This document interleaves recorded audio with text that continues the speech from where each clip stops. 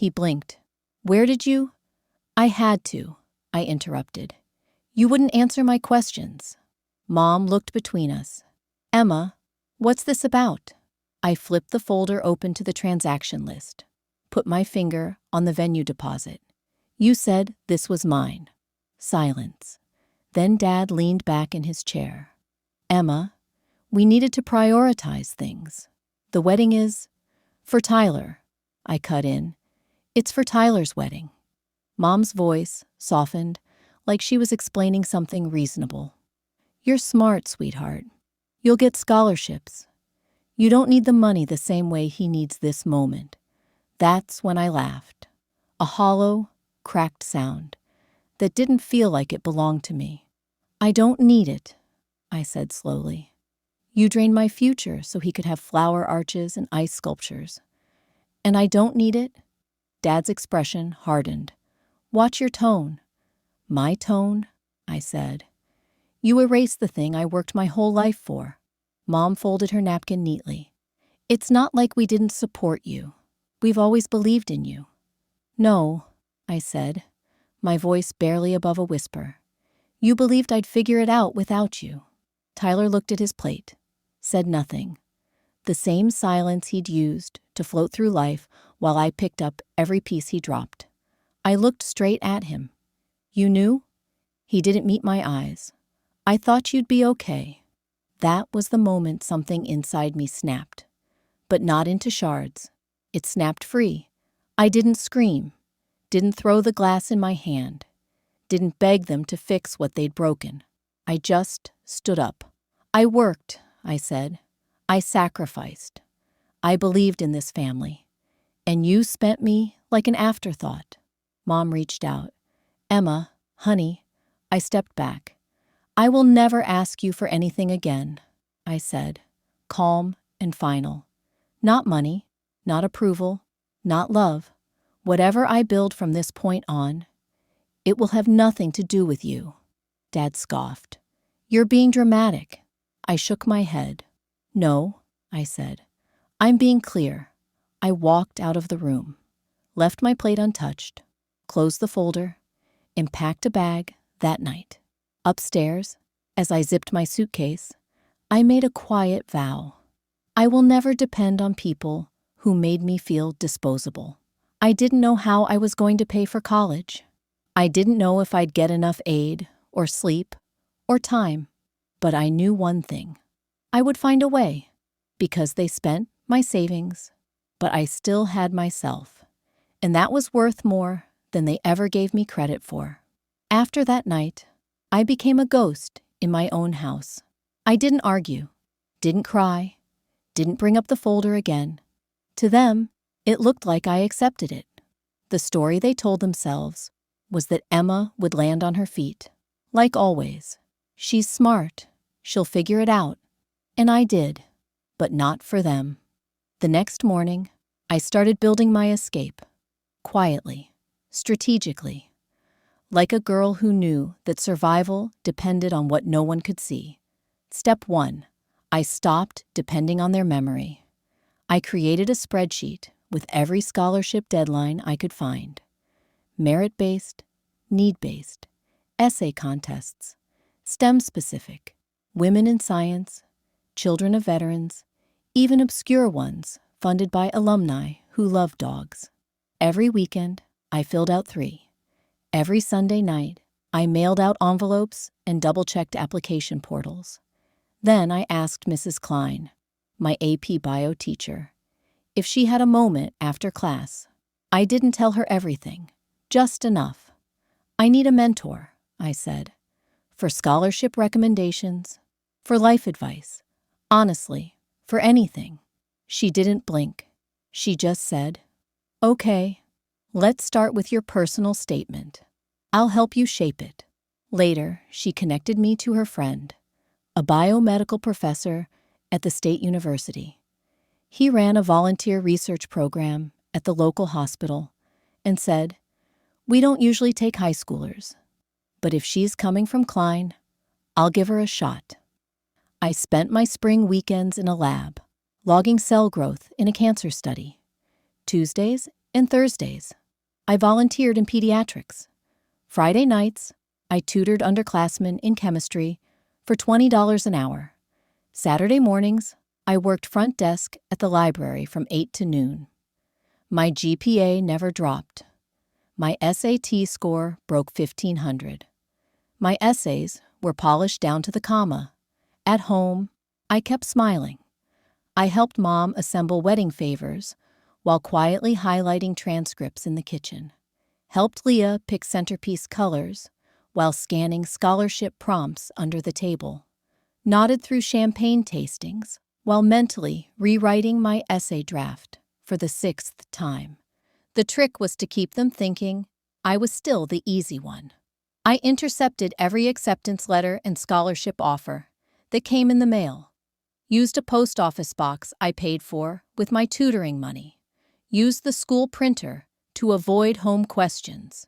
Had reference letters emailed to my school account instead of the family one.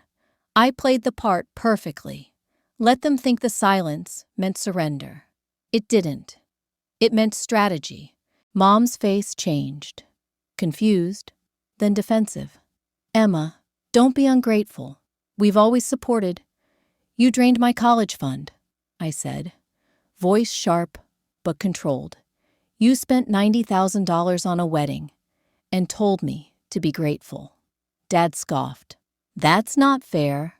What's not fair, I cut in, is telling your daughter her future is safe, then handing it to your son in the form of monogram napkins and drone videography. Tyler spoke for the first time. Emma, calm down. No, I said. You don't get to tell me how to feel. Not when you stood there and watched it happen. Melissa looked down. I asked for help, I continued. You all smiled and told me I'd figure it out. So I did. Alone. Mom's voice trembled now.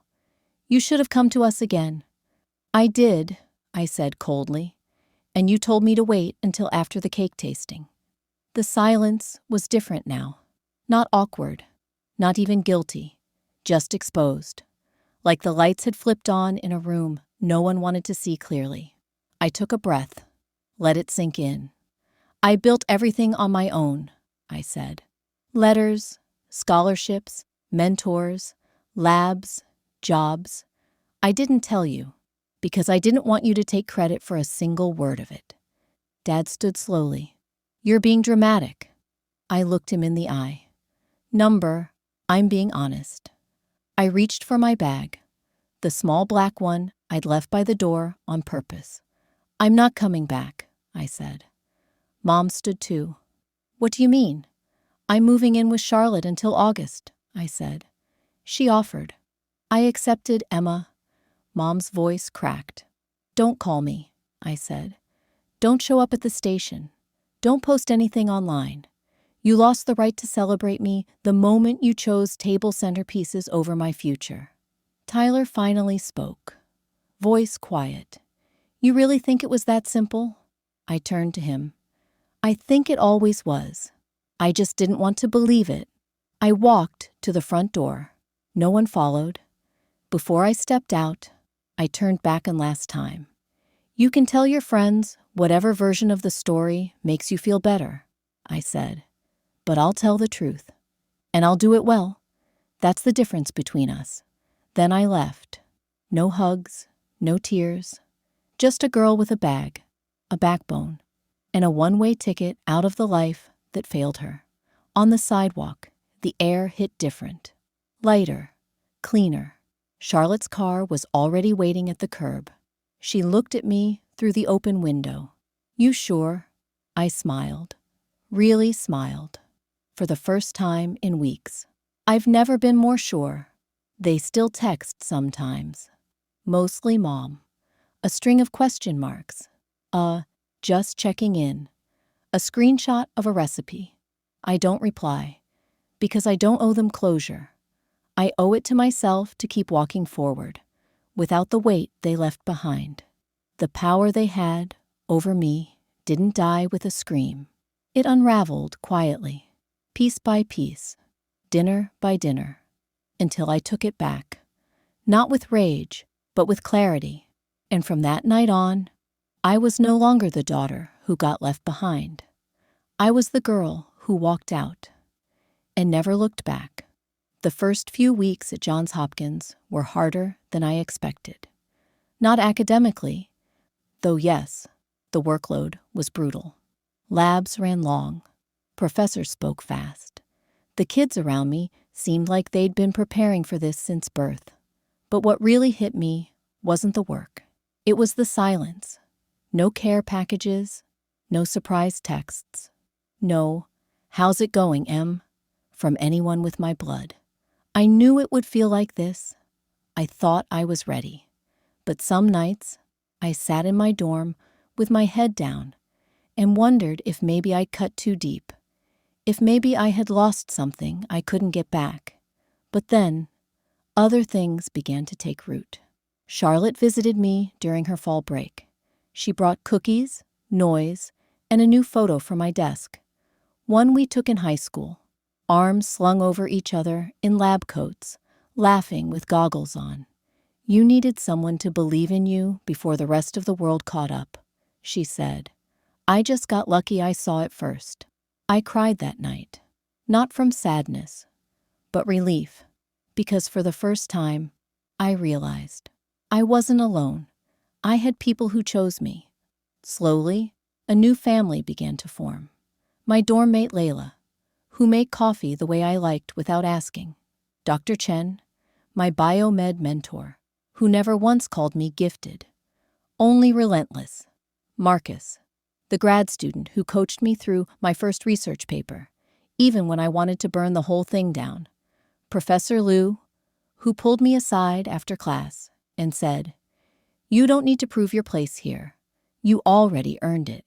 We became each other's scaffolding, each person holding up a small piece of me while I learned how to rebuild the rest. I started therapy. At first, I didn't know what to say. I sat in that softly lit office and tried to pretend I wasn't angry, that it didn't still echo. Their voices, their excuses, their absence. But eventually, I admitted it. I wasn't just hurt. I was scared. Scared that one betrayal meant I could never trust again. That no amount of success would quiet the fear that I wasn't enough without their love. And my therapist, a quiet woman with strong eyes, just said, "You don't need their love to be enough. You just need your own." That cracked something open. And from that place, I started rewriting everything. I poured myself into my work. I co-authored my first research paper sophomore year, presented at a national conference before I turned 20, led a Women in STEM initiative that mentored freshman girls from underrepresented backgrounds, volunteered at a local public high school twice a month, not to teach equations, but to tell girls like me, you don't need permission to rise. I didn't do it for a resume. I did it because every time I helped someone else believe they mattered, I believed it a little more for myself. Senior year, I was awarded the Presidential Research Fellowship, one of 5 students chosen across the university. My name went out in newsletters, social media, even an alumni magazine. Someone sent the article to my mother. She didn't say congratulations. She just texted, "We always knew you'd do well." I didn't reply because I didn't need them to know anymore. I needed me to know. I don't hate them now. That's what surprises me most. I used to think healing meant confronting them, making them see what they did, forcing an apology. But now I understand. Healing is walking so far into your own life that their shadows don't reach anymore. Last month, I got accepted into the MD/PhD program I dreamed about in high school. It's funded, prestigious, harder than anything I've ever attempted. And I'm ready, not just because I studied, not just because I'm smart, but because I am no longer trying to prove my worth to people who couldn't see it. Sometimes I still think about that folder, the one labeled Emma's Education, how neatly they drained it, how casually they shifted the future they promised me. But now, I think maybe that folder did something I never expected. It gave me clarity, because if they hadn't broken that promise, if they had paid for my college, posted about me online, clapped at graduation like proud parents, I might have believed that love comes with conditions. Instead, I learned the truth earlier than most. My worth isn't based on anyone else's ability to see it. It's built, decision by decision, by how I choose to honor myself. So if you're reading this, and you've been forgotten, or betrayed, or quietly overlooked, let me say this clearly. You are not too much. You are not too late. You are not wrong for wanting more. The people who break you do not get to define you. And the silence they leave behind, it's just space you get to fill with something better. A new future, a new family, a new name for yourself. Your worth is not based on their love. It's built by your choices, and those belong only to you. The wedding got bigger. Custom suits, drone videography, personalized cocktail menus. At dinner one night, I heard Dad say, "I'm proud of both my kids. Tyler's stepping into his future, and Emma, well, she's always solid. She doesn't need fanfare." I smiled, poured myself another glass of water, and thought, you won't see the fanfare coming. The email came on a Tuesday night, 9:14 p.m. Subject: Congratulations. You've been selected for the Wilcox Biomedical Scholars Program at Johns Hopkins. I had to read it 3 times to believe it. Full ride, tuition, housing, books, research stipend, $312,000 in total value. I stared at the screen, alone in my room, phone face down, no one to call. I cried, quietly, because the joy didn't feel like fireworks. It felt like release, like I'd been underwater for years and finally surfaced. But I didn't tell them, not yet. I didn't want my victory twisted into their narrative. I didn't want their hugs, their Facebook posts, their sudden pride. I wanted to hold it like a secret flame, protected from the wind of their ego. So I waited. I planned my exit as carefully as I'd built my escape. I mapped dorm deadlines. I arranged temporary housing with a friend's family after graduation. I saved every dollar from tutoring, every gift card from volunteering awards, every birthday check I could quietly cash. At the wedding rehearsal dinner, I wore the smile they expected. When Leah toasted to family support, I raised my glass. No one saw the girl in the corner who had funded her own freedom, who was already accepted into the future they forgot to budget for. They thought I had disappeared quietly. But I hadn't disappeared. I had been rising. A few days after graduation, we were eating Sunday dinner when I finally said it. I waited until the meal was almost over, until the clinking of forks and wedding recap talk had faded into post-dinner drowsiness. Then I said, I got a full scholarship to Johns Hopkins. Forks stopped. Chairs creaked. Mom blinked. What do you mean full? All of it, I said. 4 years. Biomed engineering. I leave in August. Dad leaned back. Why didn't you say something earlier? I shrugged. I wasn't sure you'd care. Mom reached for her wine glass. Emma, of course we care. We always knew you'd pull through. Tyler gave a low whistle. Damn, that's big. I nodded. Yeah, it is. They tried to spin it. We always supported your goals. You're so independent. We're proud. You made it work, just like we said you would. But I didn't need their narrative. I didn't need applause from people who once spent my future like it was disposable. I just needed the quiet satisfaction of knowing I did this because they didn't. And still, I didn't tell them everything. Not the number of essays. Not the nights I didn't sleep. Not the mail I rerouted or the bags I packed alone. Some victories are too sacred to share, So I let them believe whatever they wanted, because I wasn't interested in rewriting the past anymore. I was building the future, and it had nothing to do with them. The night I took back everything, it looked like any other Sunday. Roast chicken, white plates, clinking glasses, and half-hearted jokes. Tyler sat at the head of the table, legs stretched out, still wearing his post-wedding grin like a crown.